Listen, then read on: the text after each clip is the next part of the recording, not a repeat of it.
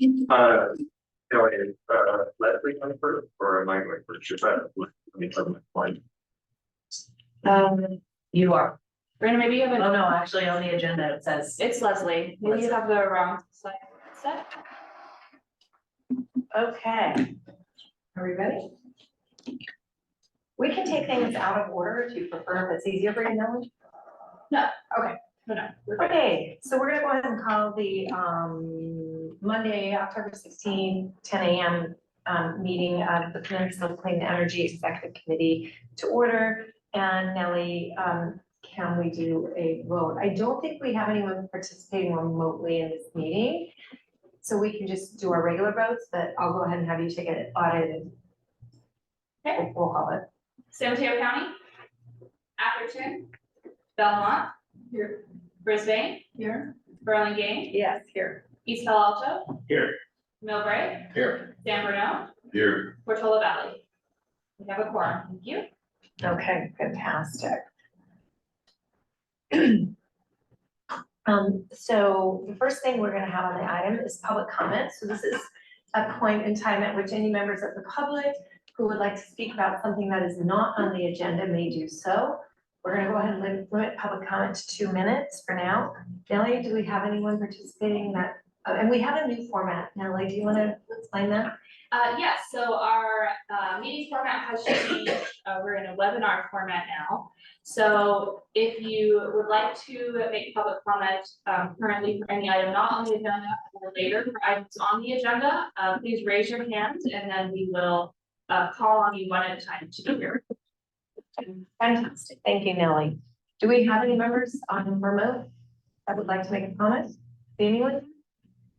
No? Okay. Any members of the public here? Okay, we have none, so we'll move on to the next item, which is the action to set the agenda and to approve the consent agenda items. May I have a motion, please? So. Thank you very much, Anders. Thank you, Julia. Is it okay if our first names today? Are we good with that? Okay. Okay. Just wanted to double check. So we have a motion and a second. You got those, Nellie? Yep. Okay, may I just say, all those in favor? Any that dissent? No, motion carries unanimously. All right, the first item is the to recommend approval of a solar billing plan, action plan, and I think Leslie's here to talk about that, right? Yes, Thank you, Leslie. thank you. So yes, we're talking about the policy you'd like to bring forward to the board later this month for adoption as our initial foray into the solar billing plan, which is our new name for the net billing tariff. Solar billing plan is the customer facing name that the investor utilities have adopted. PG&E is going to be using this name for customers, and so CCAs have pretty unilaterally accepted, this is the name that we're using as well to minimize confusion, so that we do not create any more confusion than necessary when thinking about this policy. This is the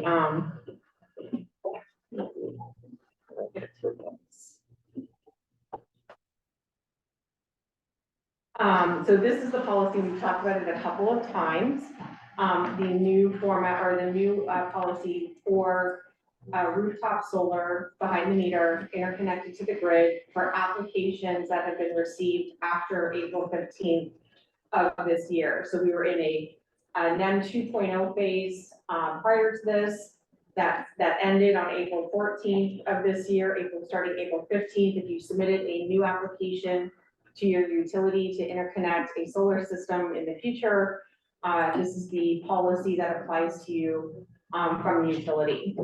PG&E is scheduled to go live with this policy right now with billing December 15th. There's a chance that might get delayed. We've heard a little bit potentially that maybe applying for a delay in the billing implementation, but that has not formally happened yet. So as of now, we're still assuming a December 15th go live date, hence why we are moving forward with the adoption of our policy so that we can be ready to accept billing data and information from PG&E when they start delivering it for customers under this new plan. Just as a reminder, the intent of this policy from the CPUC is to credit excess solar generation at its grid value. Previously, solar generation that was pushed back to the grid was given a retail credit during a 12-month billing cycle. Now it is a grid value credit that will be assessed, so it's a much lower credit. Also, customers will be in this program will be required to take service under the e-electric rate for PG&E customers. That's the only residential rate that's available to residential customers in this solar billing plan. And the intent is really to discourage customers from exporting excess solar generation in the middle of the day. That's when we have a lot of excess energy available in the middle of the day.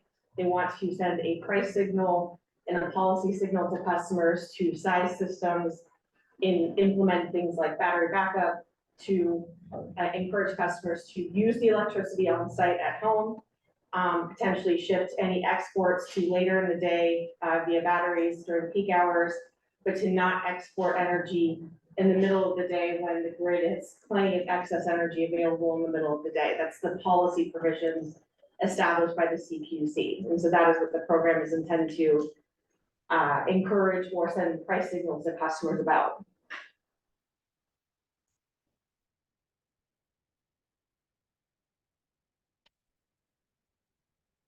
Okay, for Peninsula Clean Energy solar billing policy, what we'd like to propose is that we offer a policy that's very similar in this first year to the investor-owned utilities, to minimize confusion for customers who, as this implementation is going forward. We'd like to mirror the export rates that PG&E will be offering to customers using their tables. That export energy credit is determined by a calculator that's managed by a third party. If you recall, there's a potential of 500 something different export values throughout the year. So it's a very onerous calculation, very onerous sort of table to maintain. We'd like to just mirror what's happening on the investor utility side. We've also heard anecdotally from the installer community that they will be doing their modeling for sales to customers based on what's going on in the investor utility portfolio of offerings, and not necessarily trying to figure out if there's, you know, a little adder here, a little adder there from the CCA.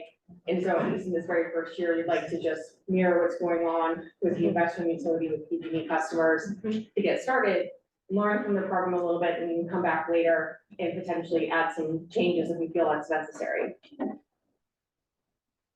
And just a quick reminder, this is not meant to be viewed. This is just an example of a 1-month screenshot of what that energy export values look like.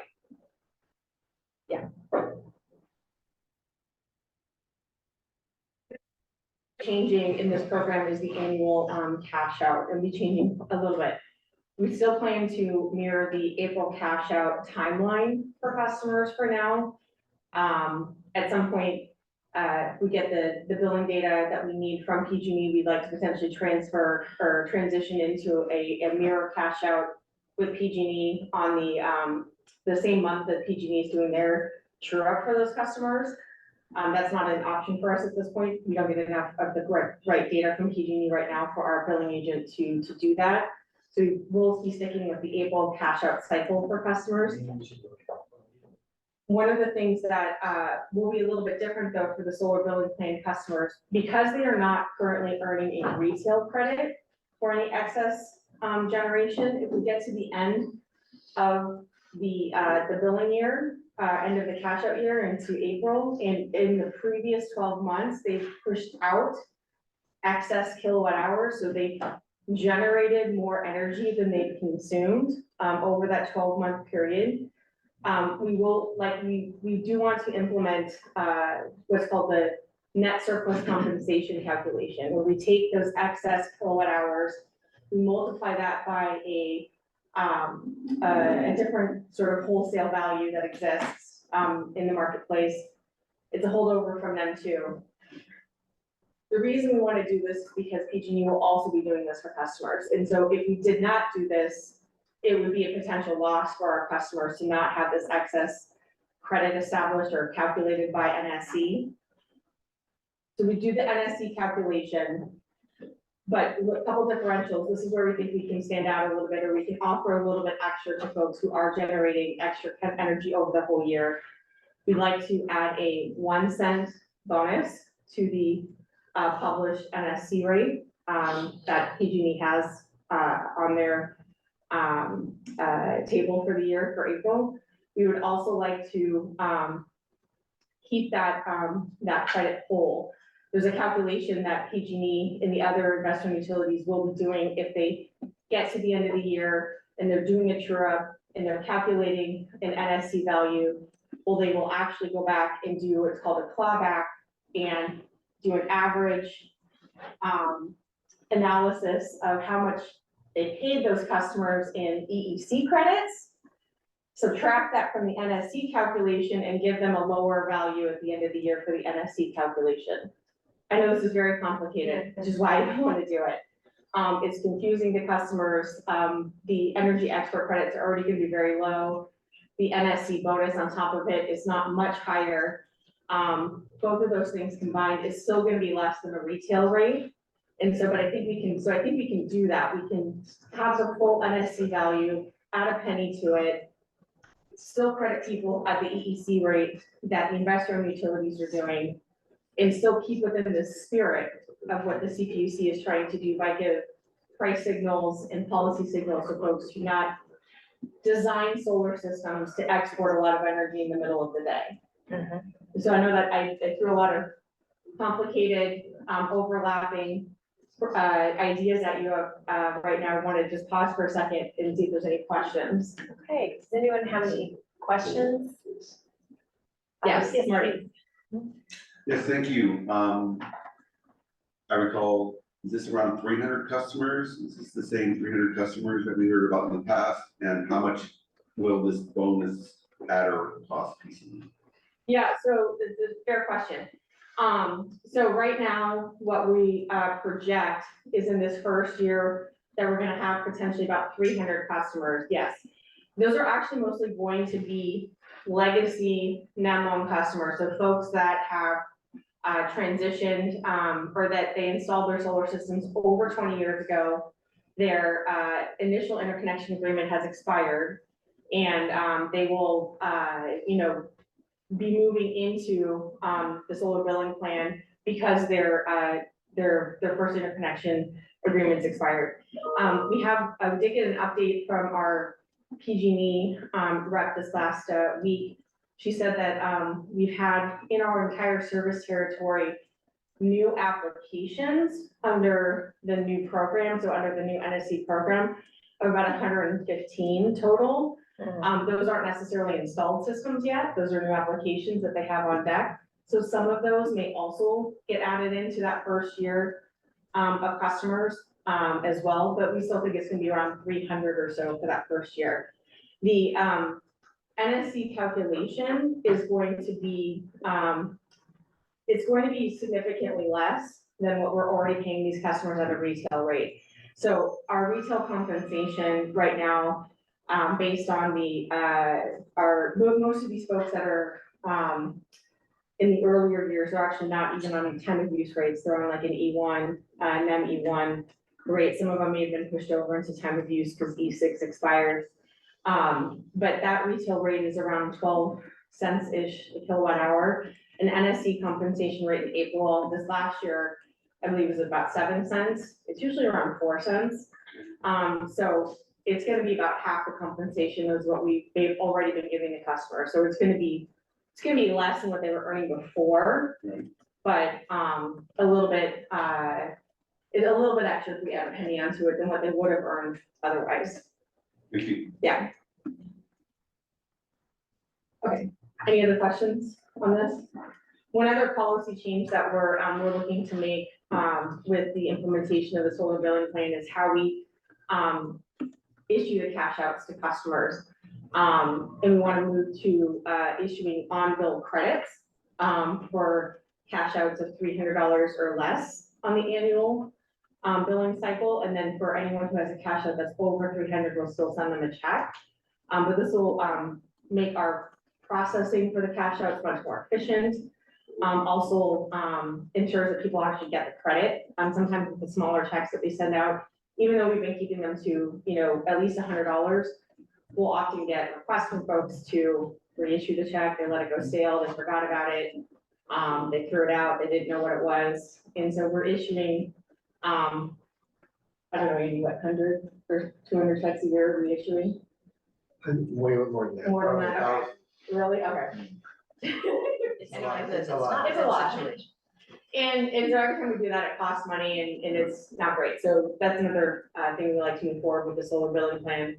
Customers, we'll be bringing forth a similar recommendation for the non-customers later. That's not what we're doing right now, but for the solar billing plan, we want to at least start with that.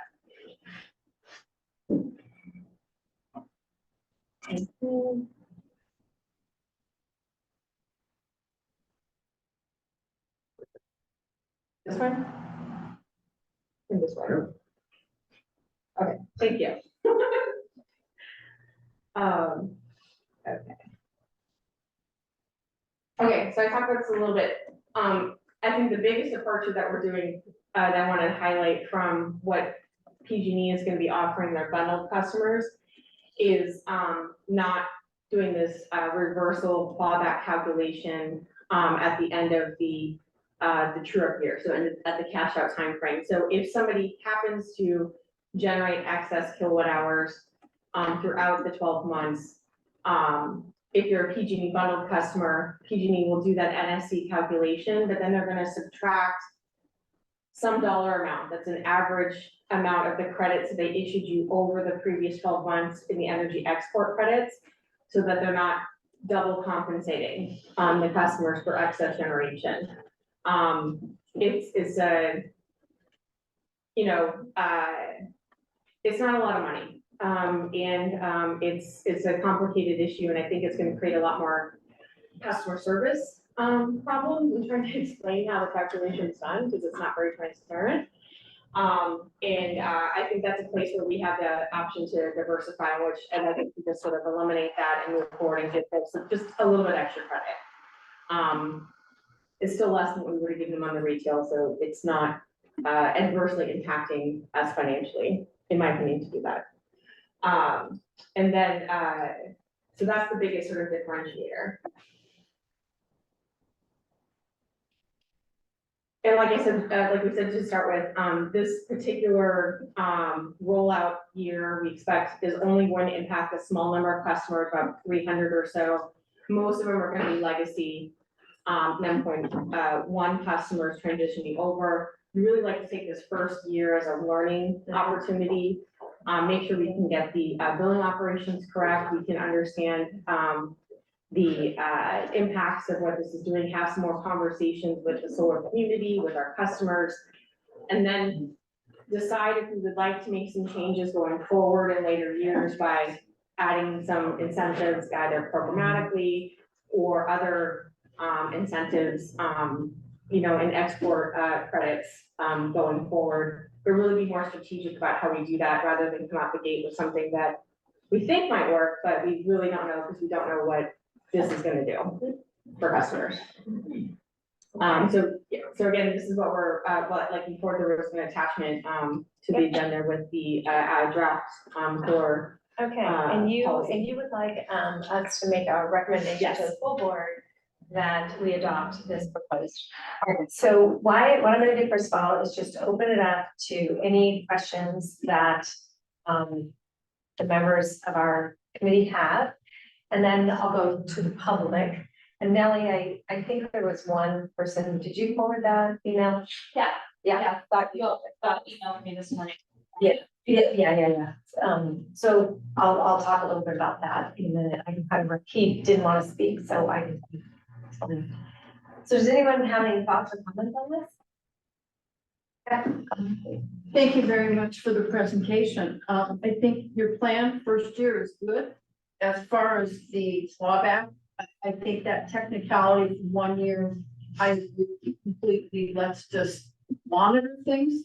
If we have some residential customers who really are pushing an enormous amount of energy back, that's a great time if we get into a residential battery program, keep track of who those are and approach them about batteries.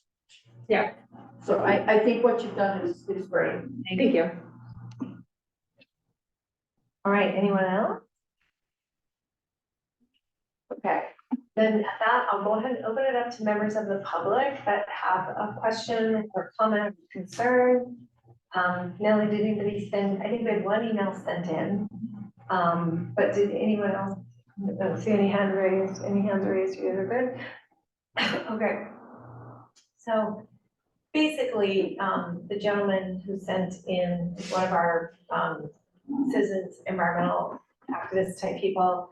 And he was just expressing his deep concern about PG&E setting this up or the PUC setting this up in the first place.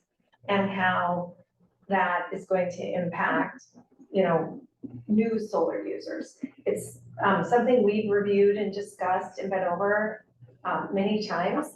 But we have commented to the PG&E, we've provided feedback to the PUC, about it.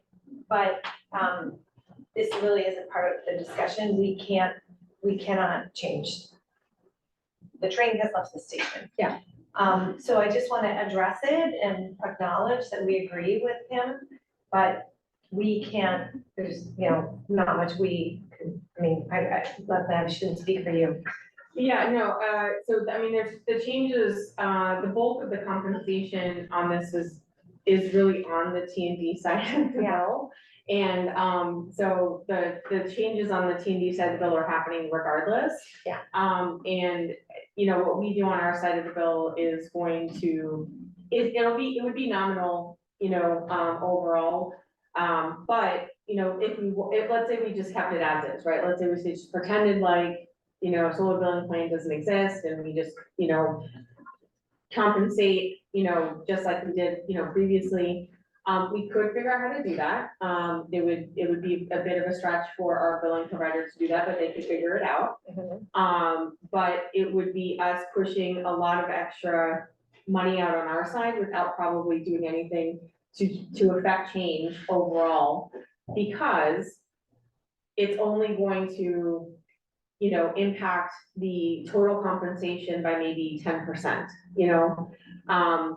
something of that nature, because there's so much, because of how much is not gonna be credited on the, or it's how different the calculation is gonna be on the T&D side of the bill. If we push stuff out differently on our end, it would not. It would be move the needle. offset. It Yeah, would be offset, right, Yeah. by what they're doing on their side. yeah, Is everybody comfortable with that? That explanation and responding to this particular person? And I'll talk to him and I'll make sure he understands that we'll continue advocacy. And if in fact we figure out a different billing system that would be more beneficial to our solar customers, I'm sure Leslie will bring it back to us. Yeah. And we would, approach that, or if this were really just doesn't work, we're flexible enough that we can continue to evaluate. Well, yeah, that's also why we're giving this a 1 year. I Yeah. mean, that's very intentional yeah, to say, we're gonna try this for a year, see what works, see what we may be able to improve upon and then come back. Mhm. So hopefully that will be I think that helps. at least some partially. helping. but it also maybe a little bit of feedback, and he may not be aware of, is that in the, the 5 months or so leading up to the sunset of the NEM2 program, the number of applications that came into the queue and approved was equivalent to about 2.5 years worth of applications previously leading up to that. So there's a lot of people that are going to be installing solar over the next, and they have 3 years to get it installed. So there's a lot of people that are gonna be installing solar systems over the next 3 years under the old program, not this new program. Okay. Yeah. Fantastic. All right, I'll get back to them, and Nellie, I should have just forwarded this to you too, but do you mind forwarding it to us? I have it. Oh, you have it, Yeah. okay. So yeah, if there's anything, you wanna reach out to him about, sure, that's great. Okay, So, yeah, he's very engaged okay. resident, so I think it's great. He actually was someone who applied to be on our community advisory council. So just he's very engaged. So I think, you know, responding and whatever would be fantastic. Okay, so if we don't have any more questions or commentary, I think we can entertain a motion. Sarah? I'll make that Yeah. motion that we, take this plan to the full board for approval. I'd second. Great, we have a motion by Mackin, Director Mackin, and a second by Director Romero. Can we have just a vote, all those in favor?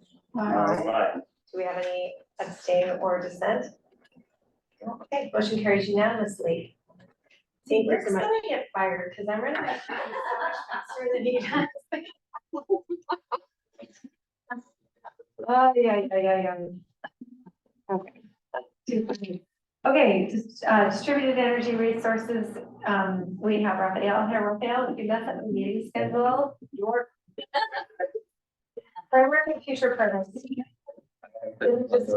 This is just a discussion. Thank you, Leslie. Leslie, can you introduce your team to everybody again here, or are you with, you guys are with? That's all Raphael. Okay, can you guys just, Raphael, introduce Yes, yours? I will. And I'm just gonna take a moment just to introduce, remind people our staff. Do you wanna take a minute, just introduce yourself real quick? Yeah, I'm Haley. I work for Andy. with Andy. And we all know Andy, you guys all know Andy, Haley, we all know Mark. But I just think sometimes we're all on Zoom and people look different in person than they do in Zoom, or they have their masks on, they don't know. So it's always good to just reintroduce ourselves.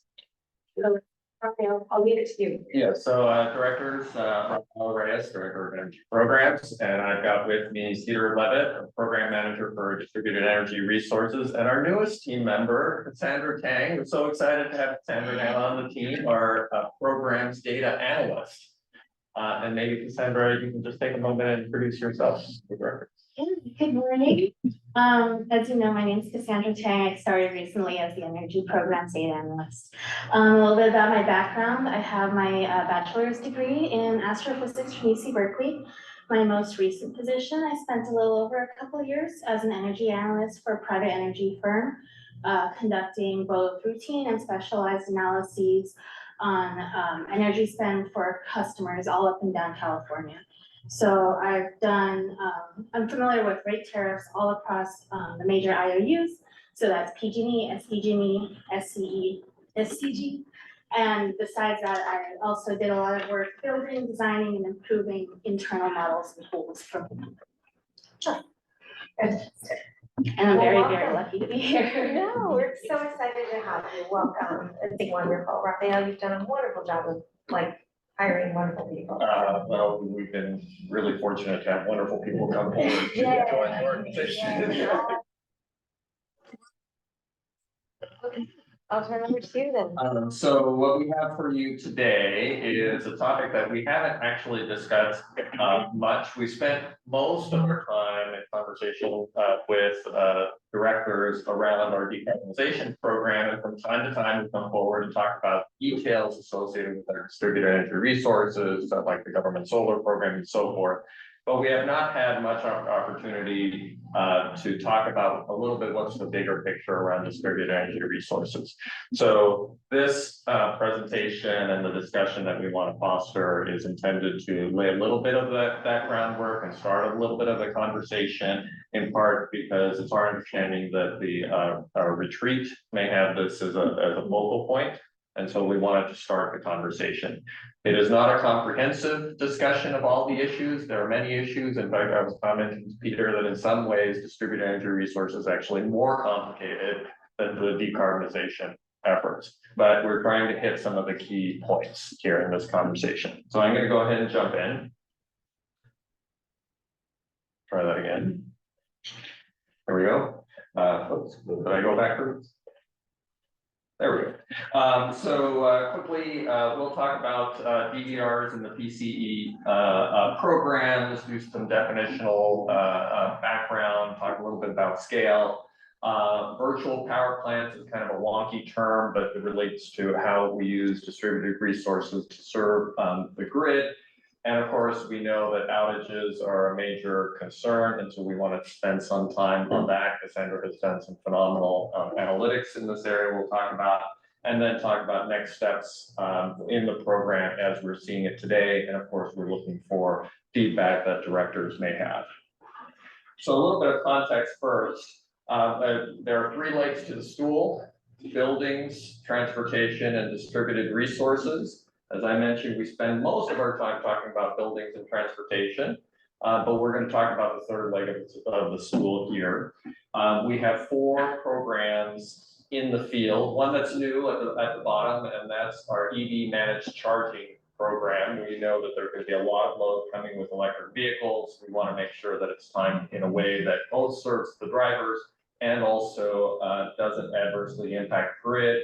And then coming back around solar and storage, our public buildings, our GovEV program, we just had the ribbon cutting in Brisbane for the first of 12 facilities in the first round, and we have another 30 plus facilities in the pipeline for the round 2. Flex Market, I'm not going to spend a lot of time talking about this in detail, but it's a pretty innovative pay-for-performance program based on meter data. And then our residential solar and storage program, which, as many of you recall, we've had a continuing partnership with Sunrun, and we will be talking a little bit about that program as well. Definitions, so distributed resources, again, also another kind of wonky industry term. It basically means energy assets that are on the grid. It can be in people's homes or in buildings, or even in front of the meter, or will normally be our reference to behind the meter. Solar is our largest DER, but I'm going to focus most of the discussion here on dispatchable resources. So resources that we can call on to either use energy or dispatch energy to help support the grid. But water heaters, battery storage, electric vehicles, thermostats, all of that collectively are what are included under the broad umbrella of distributed energy resources. Can you, Raphael, just for Yes. edification purposes, can you explain what you mean by, behind the meter? Yes. What exactly that means? Yes, so you can have an energy asset that is, for example, so we were just talking about solar for residential, right? Mhm. And so behind the meter just references really to what's happening to the building, let's say. As opposed to getting a power plant that is putting energy on the grid at large, which is what we term in front of the meter. So anytime somebody, for example, installs a power wall, typically that's behind the meter, it's serving a particular building, and it might put energy on the grid, but it's really about what's happening in the building. So the building is kind of the dividing line. So the next slide here is perhaps the most important slide actually out of this whole presentation. It is really our attempt to articulate the objectives that we're operating under for the Distributed Energy Resources Program. So I'm going to go through each of these and want to pause for comment here. First, we want to provide grid benefits, meaning that we want to reduce our expenses, reduce emissions, and help support penetration of renewables. So we often talk about our 24/7 goal, for example, having renewable energy at every hour of the day. And distributed resources are a way to help align the demand with the availability of renewable supply. So this is one of the key benefits that we're looking for in terms of grid benefits. There are other benefits. For example, many of you may be aware that we are experiencing very high resource adequacy costs. Resource adequacy is extra generation capacity when the grid is under high demand scenarios. Most of that resource adequacy is very dirty. And so distributed energy resources gives us a pathway to clean forms of a type of resource adequacy, even though it's not usually defined that way. Second, we want to provide resilience. We know there are outages, it's a problem for a whole variety of reasons, we're gonna talk about that in detail, but we want distributed resources to provide resilience. We want to lower operating costs. I think the reality is we are in a high utility rate region. Transmission and distribution costs are very high. And solar and storage and so forth can reduce customer costs. We can make decarbonization better in terms of making it more economic for customers. And then the last two relate to kind of a bigger picture opportunity over time for the organization and continuing our mission. So we see opportunities to deepen customer relationships. And also in the case of some customers, for example, that might otherwise opt for direct access, right, to foster retention of customers. And then over time, we could in fact build a line of what would in the private sector be called a line of business. So that's an opportunity that distributed energy resources could provide for us. And in some ways, the government solar program are the initial steps in that direction. Peter, do you want to add any comments on anything that I've said so far? No, I don't think so. I think it's fine for me. Maybe I can pause for comments and questions on the objectives. Raphael, thank you. When we look at the objectives, my mind instantly went, okay, so do we attack everything? There's a lot of different programs. Or are we looking at which ones will give us the greatest benefit for the investment and prioritize? Or do you feel we need to just really look at everything at this point? I'm just curious how you've evaluated that. Yeah, so we are not attacking everything. The field is very large. There's potential for us to grow over time to a larger scope, but you know, building on the decarbonization analysis we did last year, we know that the residential sector is very important to us. We know, secondly, that electric vehicles are going to be a very, very large part of what happens in our service territory, and so we know that's an area that we have to work on. And then our local governments are one of our key customers. So we have the government solar and storage program. And then Flex Market is kind of a flexible mechanism to do other stuff without getting too deep in the details. But we're not, for example, at this point, right, we're not working with thermostats. You know, we have aspirations down the road to work on water heaters and those sorts of assets and so forth.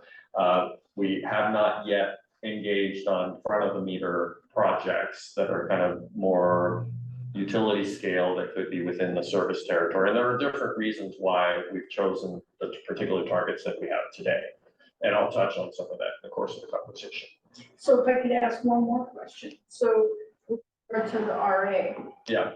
Are we better off tackling commercial scale programs versus residential, although we want more buy-in residentially and of course the benefits to our customers if they get into solar and battery because it'll keep their bill down versus pay is really big and that keeps our costs down too. Yeah, yeah. So how do we balance? How do we choose? Well, we're looking for 2, 4, and 3, 4 type programs that allow us to do several things at the same time. So, for example, outages are a big concern, right? It's a big concern, and residential solar and storage can help address that for residential customers.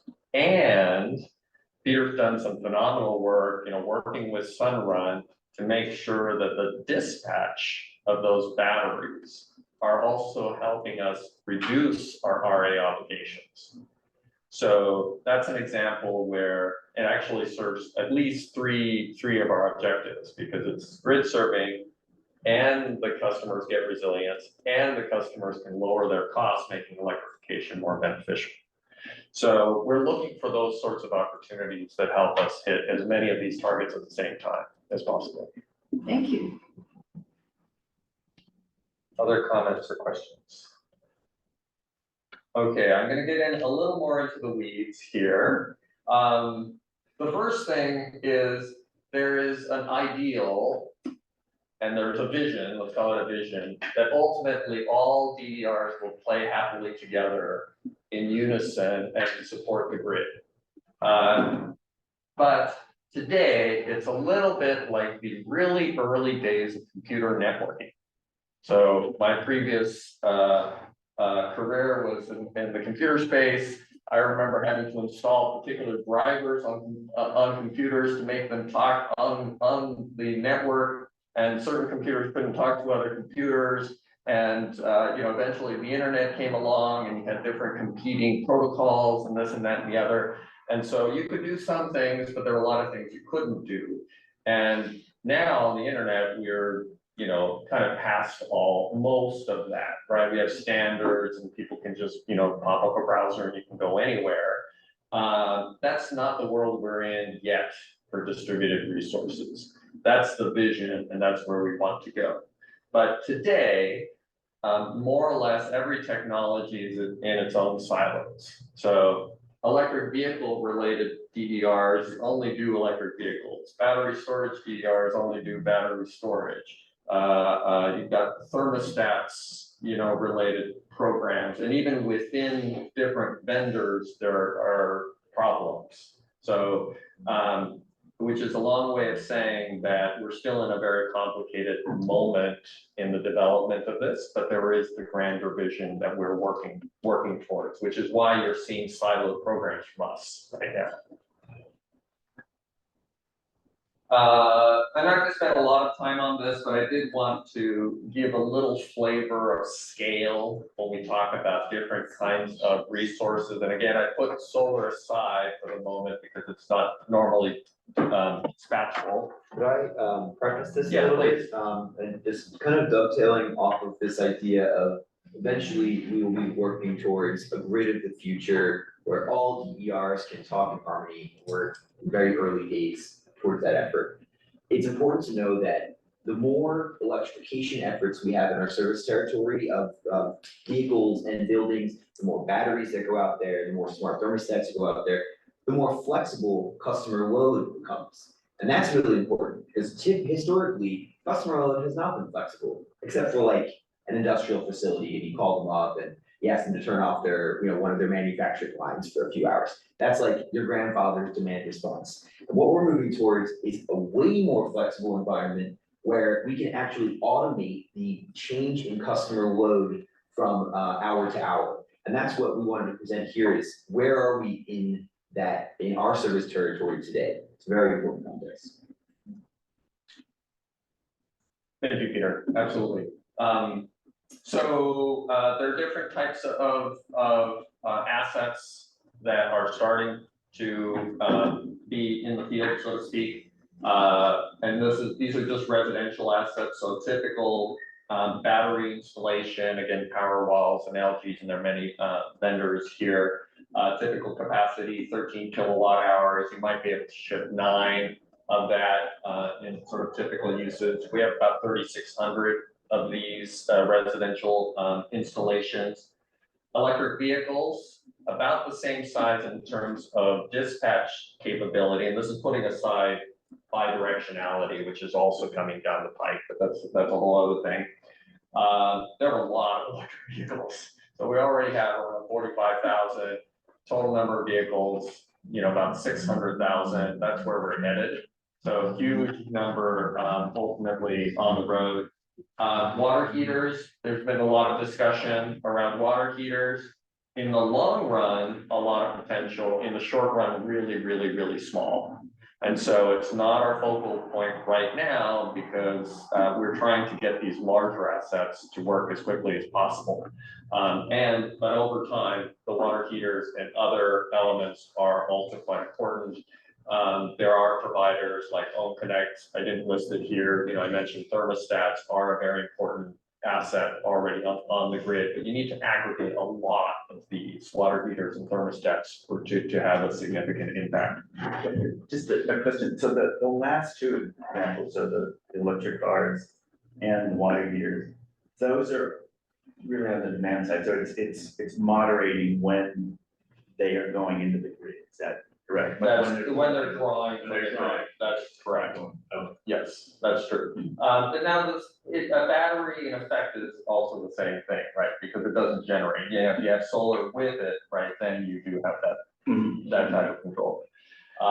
But the new rules, per the discussion with Leslie, customers are gonna be disinclined to put much power on the grid because of the new rules. Again, the goal here is just to provide a little sense of scale here. On the commercial side, there's very, very wide variability.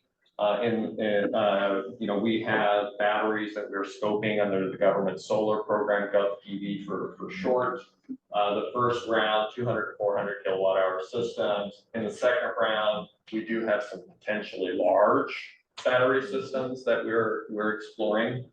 And then the last item here, and just to give a sense of scale, there was a large microgrid that was installed in Arcata Airport on Redwood Coast service territory. This is a large microgrid system that has full CAISO participation, meaning it looks like a wholesale system. And we put the cost here to give again a sense of scale of $11 million system to get this online. Any comments or questions here? Okay, moving along. So virtual power plants. Just quick definition. A virtual power plant is just the aggregation of a bunch of distributed resources for the purpose of creating grid services. So if we want to really reduce our wholesale costs, both in RA and in other areas, we want to do aggregation across many resources ultimately, so we can dispatch it when we need it, right? Like extreme heat events, for example, we want to do that dispatch. There's a whole supply chain associated with DERs. I'm not going to go through all of these layers, but there are different program models, different ways to incentivize DERs, different control mechanisms, and our different programs are basically exercising different tools in our toolkit here. And certain tools are most useful for certain scenarios as compared to others. So under programs there, you'll see market-based, contractual, and direct control. In the interest of time, I'm not going to spend a lot of time here, but we'll go back if there are questions. We are working these different tools basically to see what works best under what scenarios. So some of this is a little bit experimental, the phase that we're in. And ultimately, as I mentioned, we want to move towards integration. Outages, a topic that is near and dear, unfortunately, to a lot of people's hearts. So as I mentioned earlier, we both, our objectives include serving the grid to reduce costs and emissions, et cetera. And also we want to reduce outages. So there are many reasons why outages occur. What I've listed here on this slide is a subset of all the reasons why outages can occur, but they're the ones that are impacting us most frequently as we look at the last several years. We have extreme heat driven by climate change, and under those extreme heat conditions, we get extreme demand as people turn on their air conditioners usually. And also fire triggering outages such as transmission line failures or generator plant failures. These are all things that we've seen in the last few years. It can result in rolling blackouts, local distribution problems if there are component failures. We also, moving to the next bullet here, are very familiar with the public safety power shutoffs programs and the shutoffs that have come with that to avoid fires. Now PG&E's done a lot of work to reduce the incidence of PSPSs, thankfully, but they're still occurring, though not of the same size and frequency as before. We also saw in December and January of this year, extreme storms, high winds that caused tree falls on the distribution grid, causing additional power outages. And you can, of course, have site level failures and, you know, maintenance related outages. So all of these are realities. And one of the issues here is we're not dealing with one problem. We're actually dealing with a bunch of different problems. And the implication is that the solutions we may need to bring out may vary depending on what we're trying to solve.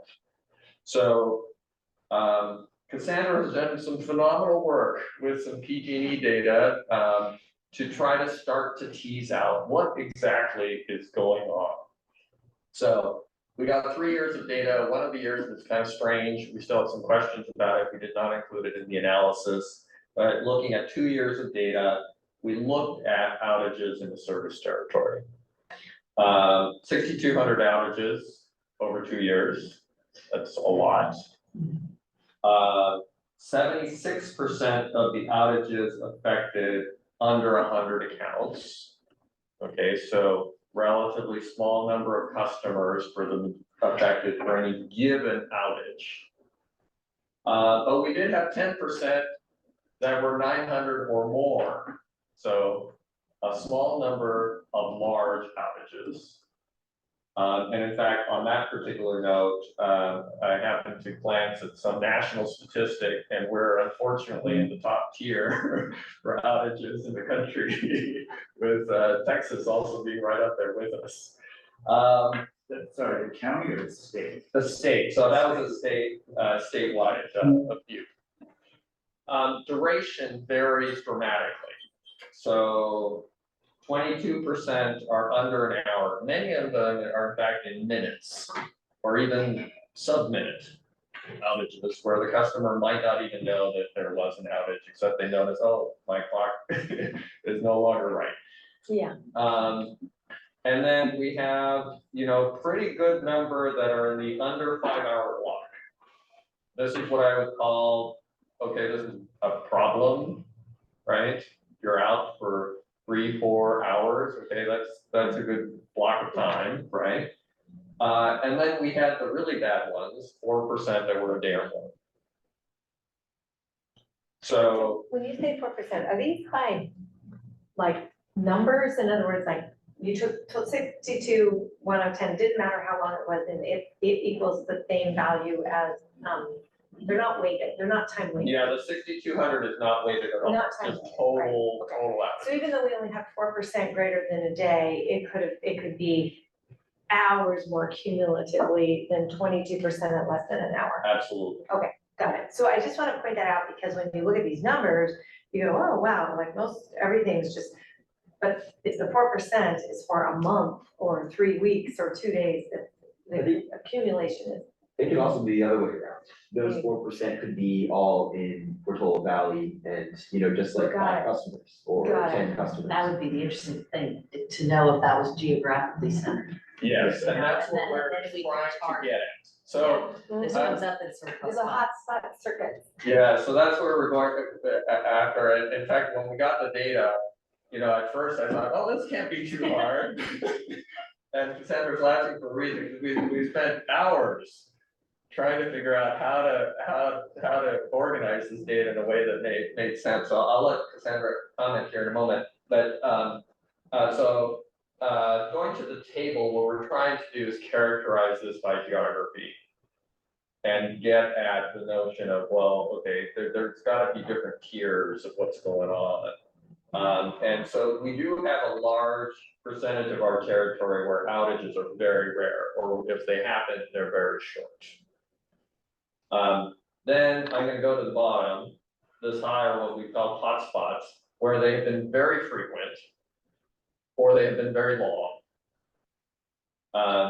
And then there's this fuzzy middle Mhm. that we're really trying to characterize, and it's been more challenging than we expected. But a rough characterization is if a home is in this medium tier, there's a pretty good chance that they had a 5-hour outage. Mhm. Right. Not everybody Mhm. there. But the hotspots, we are estimating about 10%. And then it's roughly even between the other two categories. I don't want to give you exact numbers because we're still kind of struggling with the characterization. Maybe Cassandra, do you want to comment on this? Yeah, sure. So as Raphael said, that we are still investigating it. The tiers were determined kind of fuzzily based on what we saw in the data. So the hotspots are like really, really extreme events. And the mid-tier is incredibly fuzzy because there's a wide range of just above, not a problem, to just below a big problem. And that's kind of how the mid-tier is. And to speak toward the geographical points, the reason that's much more complicated is because when we receive the data, we receive it at the circuit level. And the circuits are named not by the city that you would expect it to be, but they're named by the transformer that serves it. So you have circuits that say Millbrae, but they're in San Bruno, or they say San Bruno there. It makes it really difficult to kind of narrow down the geography. That's crazy. To complicate matters more, just because circuit experiences an outage doesn't mean that everyone on the circuit experienced that outage. And so there's actually a level of deeper granularity than the circuit level that further complicates the analyses. Yeah, so we had hopes that we would be able to present at this meeting much more specificity, and what we're discovering is we have to go back to PG&E to get more data to do the analysis at the level of granularity that we want. But directionally, I think we can tease out some things. So for example, the hotspots ultimately will only be fixed when the distribution grid there is fixed. Like, so there's a limit to probably to what we can do, short of a deep partnership with PG&E and to do something. So for example, you know, the mid-level 5-hour outages probably are things that we can deal with through for homes through a residential solar and storage program, something that we want to bring back a next generation of that program. And that's something that we can provide tangible solutions for customers. And it can even be in the hotspot territory, but if you're dealing with very long outages, that might not be enough. So if you have a day-long outage, having battery storage might not carry you through the day, especially if you're in a wooded region, like let's say Woodside, where you're not going to get much solar. So it's very, very difficult to address that sort of situation without actually fixing the root cause, which is the grid itself. And on that particular note, for example, PG&E is undergrounding about 5 miles of distribution circuit in Woodside right now. So they are doing things, and they've been doing a lot of work on the coast side and installing, you know, circuit breakers that reduce the number of customers impacted by distribution grid failures and things like that. So they are doing work. Thank you. This gets really complicated, but I have to ask. When you say outages, are these outages caused by a transformer fails, a tree falls on a wire, or are these outages where peremptorily PG&E said, high wind, gotta shut it down Right. because there's a lot of trees? And the other part of the question is restoration of the power. Yeah. Is it as simple as PG&E goes, well, the power's off, we can put it back on, flip the switch? Or is it much more complex than that, where they slowly have to look at the grid to restore one little community at a time? Just to get a scope, because it seems like we're dealing with outages. If it's PG&E making arbitrary decisions of, oh, there's wind, we don't want a lawsuit, just shut it all down, there's not much we can do. Other Yes, than say, you're perpetually in a hotspot where they're doing this because the distribution lines in that area are funky and they don't want the liability. so the answer unfortunately to everything you just said is yes. All of the things you said are things that happen. There was an interesting example actually that was brought up at the Community Advisory Committee. Where, gosh, I don't remember who made this point, but they said that there's this one part, I think it was Woodside, so maybe it was Jason Mendelson. He said that there was an area in Woodside that was getting constant outages. And so it was a recurring problem, and it wasn't fixed until the road was paved. Because the problem was that because the road was in poor condition, people were going off the road and hitting the poles. Oh, no. So, We don't have data though, like yet on the cause of the outage, so I don't believe, right? yeah, So- we don't. So we can look at data and make some assumptions, but we don't have that level of granularity, unfortunately. It's just not something we've gotten from PG&E yet. Do you get data that differentiates whether it was an arbitrary shut off?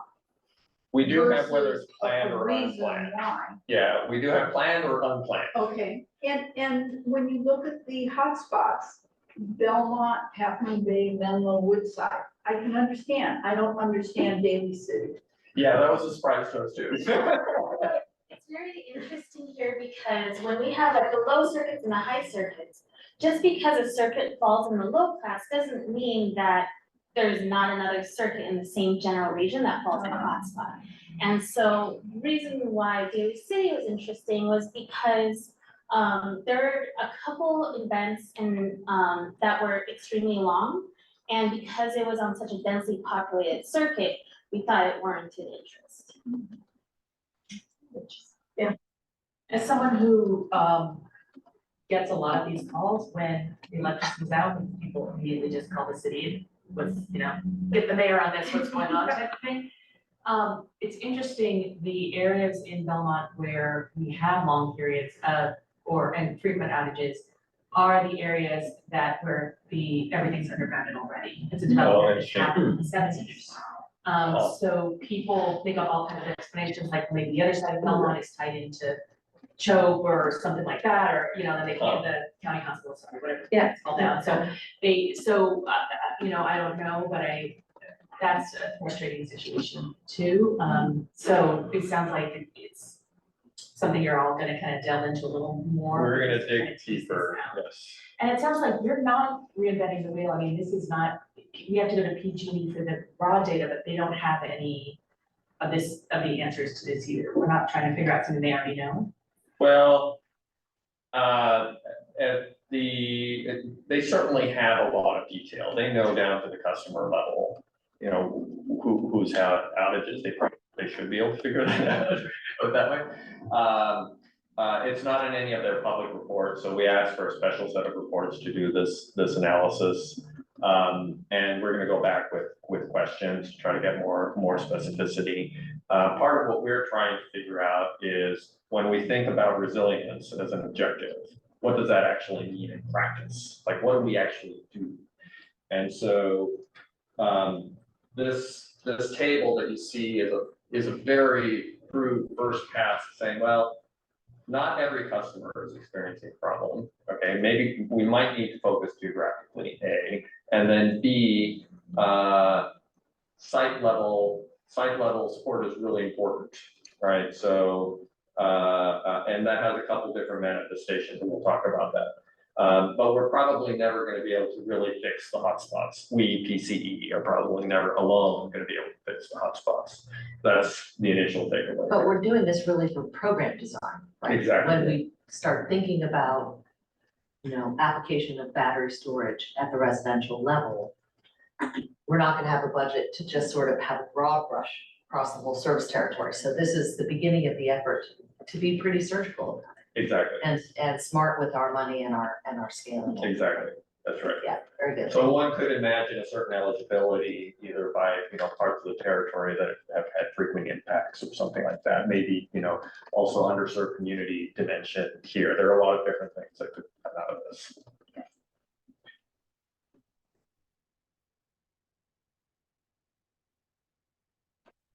Next. Yeah, it's not fun. Can you click next? We might need to have a new battery in that Yeah. for next time. I mean, it's off. No? It's new. It's just. Okay, this next slide also very high level, but these are the different kinds of tactics that we have that in our toolkit, so to speak. First, there's the broad grid support, like some outages that we have, like rolling blackouts, right?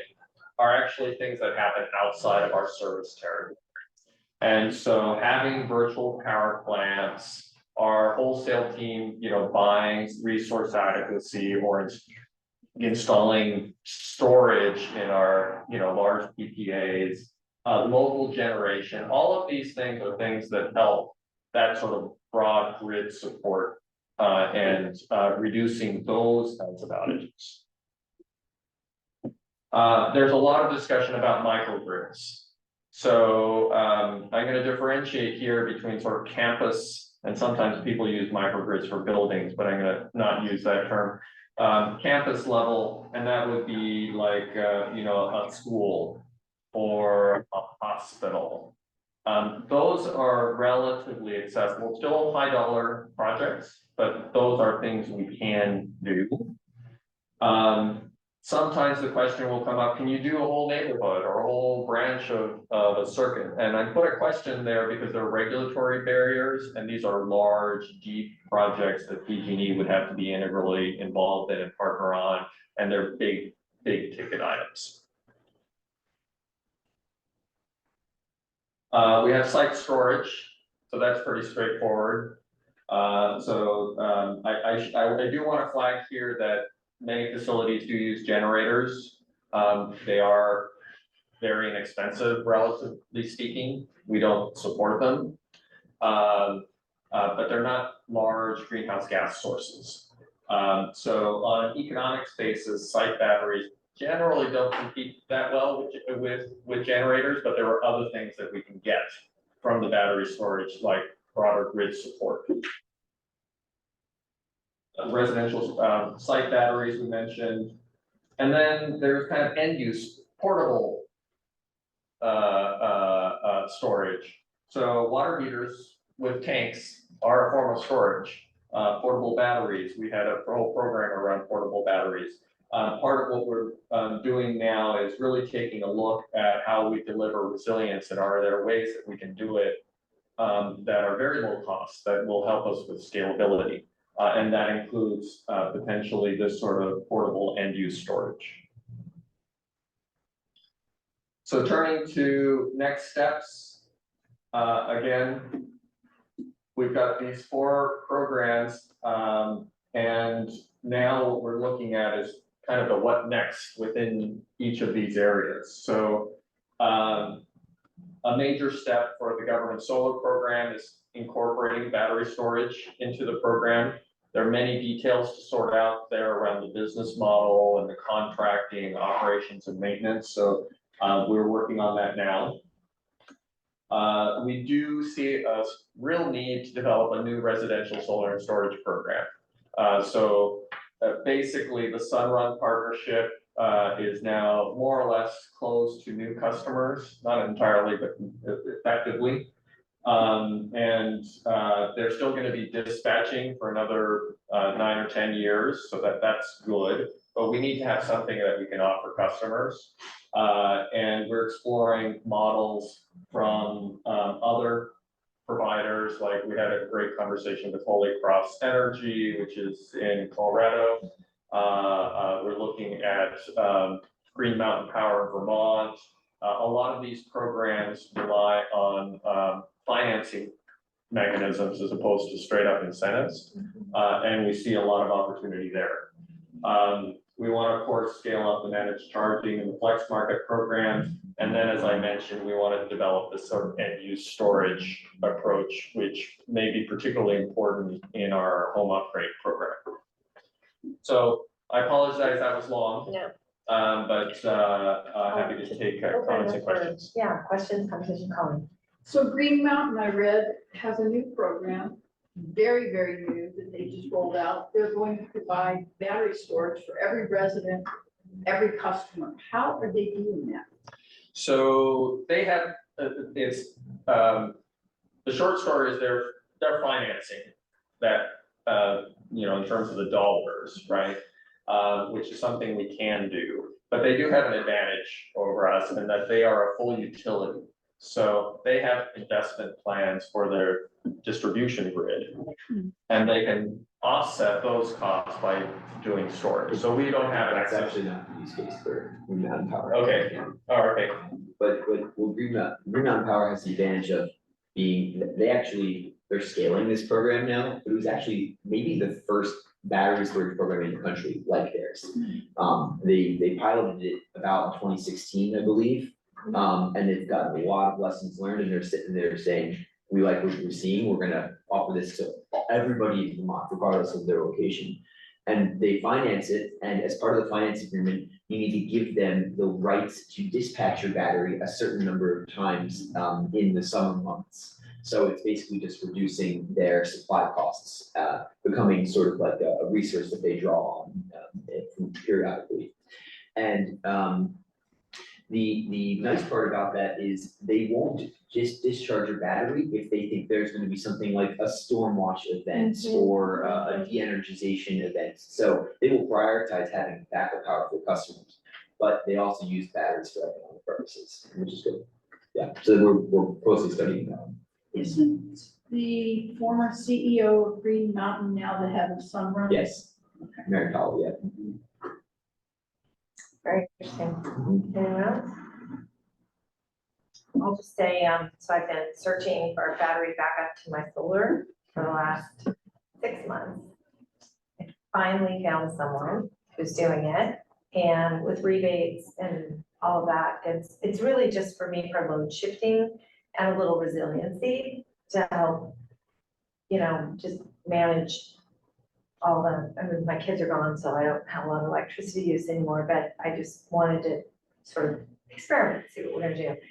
The original quote I got for battery backup for my system was $57,000.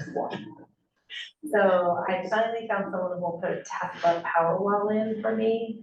With rebates, it's gonna be about $15,000, so that's a much better situation. We'll see how implementation goes. I'm being a little bit of a,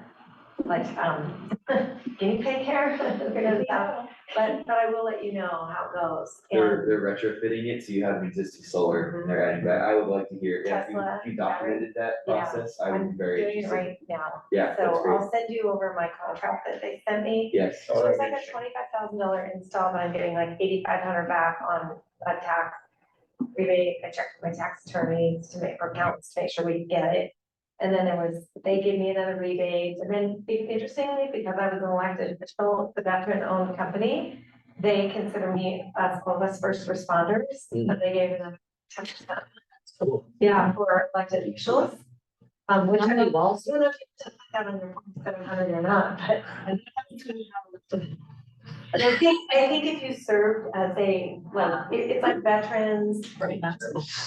Safety, whatever, but if I go, I see you're the vice mayor, I'm gonna give you the 10% that I would give to anyone who's involved in Collins Bay and first responders. So I thought that was great. So they did a few things that were nice, and there are people that came on site, great. I think it's called Sempre Solis or something like that. Yeah. Veterans, yeah, so we'll see how it goes. They won't be able to install till January, so I won't be able to claim it till next year's taxes, but we'll see how it goes. Yeah, it's a power. It's a Tesla Powerwall, so I'm only getting one because I didn't need to back up. I have 28 panels. I didn't need to back up 28 panels. I just want to be able to back up enough to charge my car at night, make sure that if we have resiliency issues and the load shifts a little, so we could use it from 4 to 9. That's great. How was that, 7 kilowatt hour? It's 13.5 kilowatt hours, 13.5. 5 kilowatts though, 7 kilowatts max. So it's like the amount of juice in the container is 13.5 kilowatts, but the size of the spigot is 5 kilowatts. So you can spill out 5 kilowatts at a time, 5 kilowatt, at 5 kilowatts per hour, but the total storage is, it's 15, you said? 13.5. 13 and a half. I have another question on that. So this is an odd question, but you know, so many of our cities have separate garages from house. Like our detached garages, right? So like my 2-car garage is detached quite a ways from the house, but it's a flat roof. We hadn't even thought about putting its own solar system on with battery backup to charge my car Where's your electrical panel? on the other side of the house, on the other side of the, By your house, not by your garage? I don't think it is. So yeah, you need to, the solar would need to be probably run wire. Might be Yeah. right. Yeah, it would We be have a, to trench it, right? So it would make sense to put solar onto the two. These are the little things that I think we can help homeowners think about, like don't put 28 panels on your big roof, because you've got 2 people living in your house. Put 2 separate systems on, put a battery backup here and one there, or does your car then become the battery backup? And when my car becomes my battery, does it make sense to have my solar panels on, charging during the day? Or backup, you know, I don't know, those are the kinds of things I think homeowners I have a hard time figuring out. I think this is sort of within the scope of what we've been considering with our concierge service. Yeah, absolutely. Yeah, we definitely want to have in-house consultancy, that folks can rely on. You know, if the kind of solar troubles that you're talking about, I think even pale in comparison to some of the building electrification stuff. Yeah. So, yeah, there's gonna be a lot of that over time. Oh, yeah, that's great. Yeah, perfect. Thank you. Super helpful. I'm getting there slowly. I just got rid of my washing machine and dryer just went out. So I have my electrician come in and re-electrify all that. So it's like piecemeal, but piece by piece by piece, you know, if you can do it, you know, and then as they go out, my induction stove is going in 2 weeks. So pulling out my gas and putting it in. But it's hard to do it, you know, and then you have to fight your builder the whole time. He's taking everything and putting it in his house. I'm like, yeah, there you go. Yeah, another item that might be interesting is, I've not been able to find anyone who, say, electrical engineer who is able to help design an electrical system for new buildings, for example, that encompasses both solar and on-site storage on a sort of medium scale. For those who are, you know, perhaps living in a new home, maybe multifamily dwellings, you know, some of those actually require that. Yeah. As part of Title 24. They're mandated to have a certain amount of roof space dedicated. Yeah. To solar. Have these. And also at the same time, you know, you have an elevator in that building, that public elevator. You're required to have manual backup anyway. So instead of using the old world sort of lead acid batteries, which also exuberant about, you can essentially put in a solar plus battery storage as a solution to that, which will save the developers and builders a lot of money. And you can incorporate all of that together as a solution to really push for more local generation, local microgrid. Let's say you build a 40-year building. Imagine the amount of power you can generate through the rooftop, you can offer that to the new residents. And achieve some of those resiliency goals that you have. You know, and then just use the grid as a backup. We do have, Director Fung, a no-cost technical assistance program for new construction. And I'd be happy to pass on that information to you, how to tap into that if that's of interest. Yeah, because between the real estate and the community, they could certainly use these resources. hopefully when interest rate get back to more normalcy, Yeah. we're gonna have more housing and more finance and available for new construction. Yeah. Come off the ground. Yeah. But those are gonna be extremely, this, I've been searching for a while, we have to find a lot, but they will design these systems. For those. So that, sorry, I consider, so we do that. I mean, especially because you're dialed in, you know, we go, you're dialed in, they get it.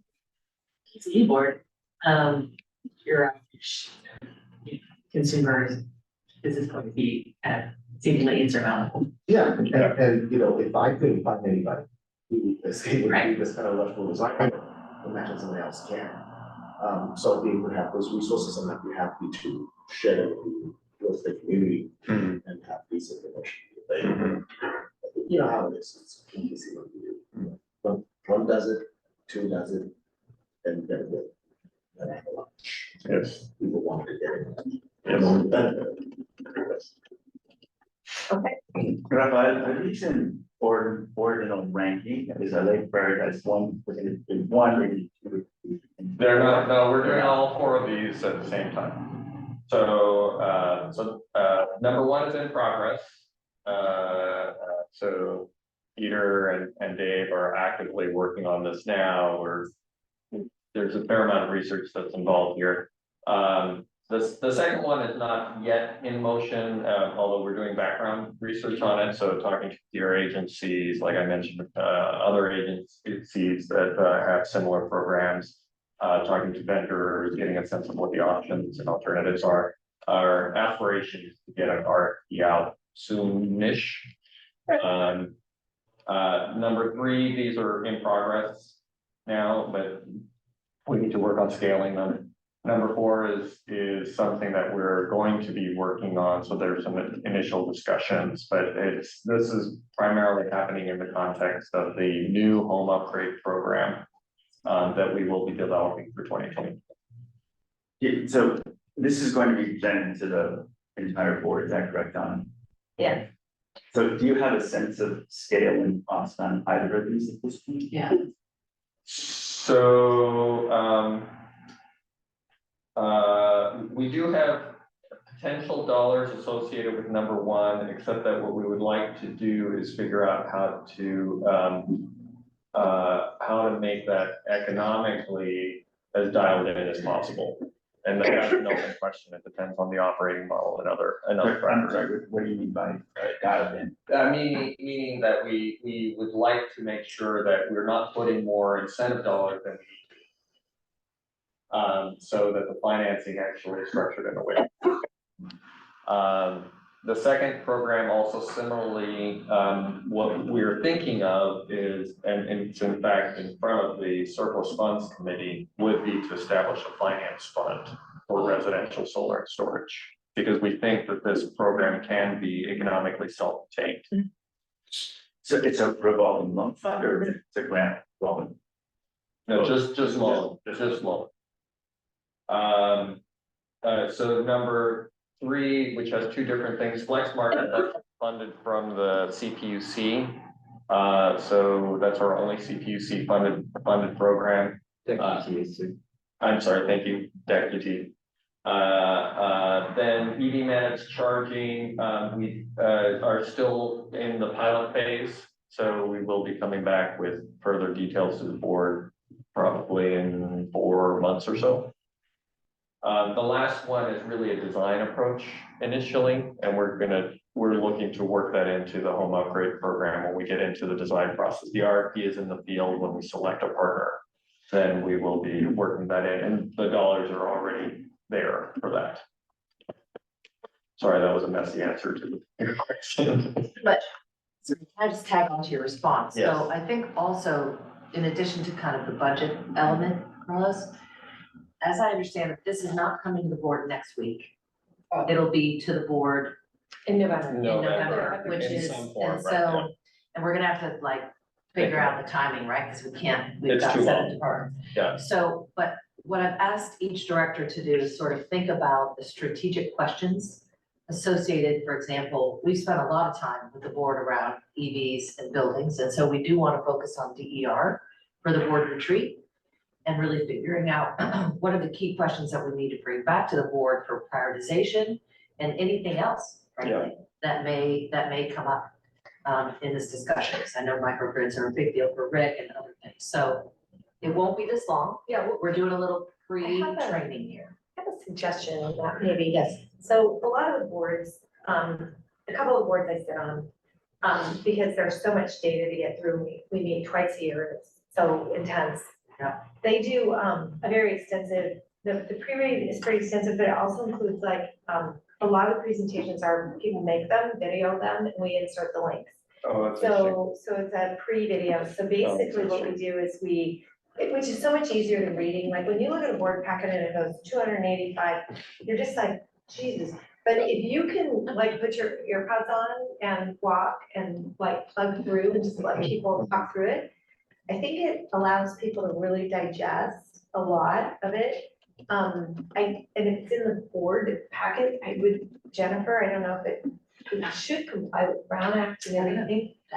I don't know, but I'm just curious if there's any way to like, you know, if you really have like if your full presentation is 20 minutes, you could do a record, you three do your Yes. recorded 20-minute presentation.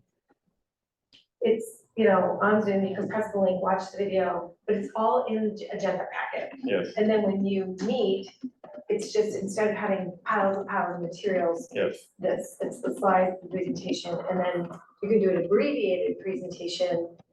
But for those who really want to delve into this topic, it's more. Yes. So maybe talk to lawyers, I don't know if we can do it or not, but. Jennifer, you're on with us. Did you hear that, Jen? I did hear it. It's a really interesting idea, and I don't think it's really anticipated by the Brown Act, but I can look into it and circle back with everyone. Is the idea that the audio director would be embedded in the agenda or in the packet, or would be an alternative? Or were you thinking about it exclusively in terms of? No, it's embedded in the agenda, so it's really kind of actually, there's a lot of really good reasons to do this. It's ADA accommodating, it accommodates people who are, you know, maybe driving and can, you know, just pop it on their phone, it's like a podcast almost, but they're embedded links in the, you know, I wouldn't use it for every meeting, but the retreat, I think, where there's a lot of data and a lot of departments that need to present, they could do their comprehensive, and then in the actual live meeting, there's the link that has the data, so it's almost like reading, you know, doing slides beforehand, then they can make a more compact, you know, presentation. We have 1 month, so But I I mean, will I don't take know that if you back have and to do let's it. figure that out. I don't know if you can do it, but it's just a really, like, what I have found the efficacy around this Yeah. in dealing with, you know, 3-hour meeting that has like 20 hours worth of work to do is so good, and people have a tendency to do those more than they do literally reading a 500-page report. Just say I'm a visual learner. Yeah. So if I listen to 3 hours, I'm not gonna retain it. Well, you I'm don't gonna- have to. I could, right, I You can could read the still be report. looking for the Right. written form. Or you don't, you can look at the written form. So So I you still Yeah, provide so that. for me, when I do my meetings, you know, I put it up on my computer, I'm reading it, and then it says, click here for presentation by, you know, Raphael with more detail on this, and then it's Raphael's presentation embedded. And then, you know, it's helpful for people who are on Zoom, people who can't come to the meeting, people who have hearing impairments Yeah. or visual impairment.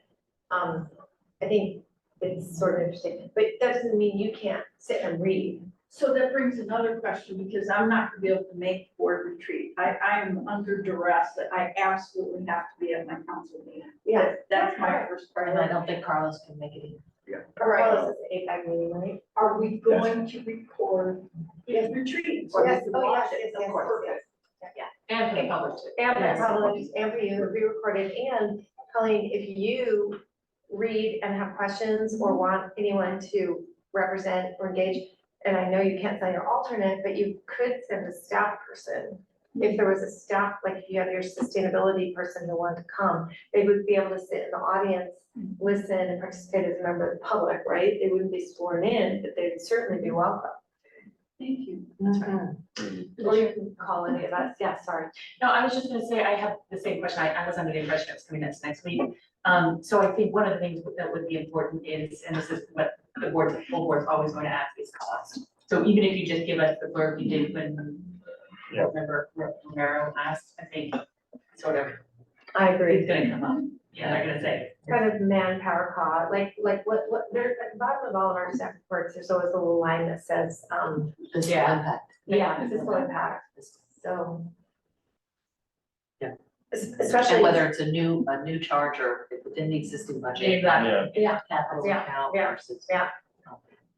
Aside from portraying potential costs associated with the different programs we're suggesting, are there other items that you would want us to expand on as far as the scope of this presentation? Things that you felt like were not touched on that might be, highly relevant to thinking about DERs strategically? Timeline. I don't know whether you're talking about 2 years, 5 years, 10 years. Thank you, Pauline. And I think you hit the sweet spot on how much of the background information, even the figure you had where it kind of shows how electrical distribution, don't forget, there's all, the board is so large and has very, Range, high Yeah. data, big range. so I don't think, so just, I wouldn't, even though you're trying to sort of make it more streamlined or condense it or what, I wouldn't skip over some of the things that you provided, which I think are helpful. That's always that challenge. It is, but I do think we've seen that. I think people are more engaged if they feel like they understand it and they're not likely to raise their hand and say, how does it even work with that? They're providing that, I think is a good idea. Okay, that's helpful, thank you. I think with the DERs, where you talk about water heaters and EV charging, things that what Carlos brought up, I think you need to really make that distinction clear that these are things that are not necessarily putting power back in the grid, but we're defraying, pulling from the grid. Because that became confusing to me at first, and thank you for asking that question. Okay, is that it? Do we have members of the public that want to comment on any of this? Doesn't look like it now.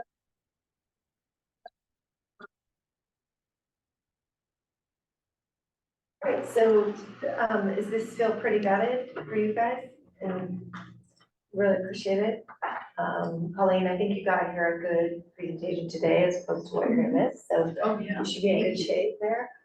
So if that's it, then, I think we're just about ready to adjourn.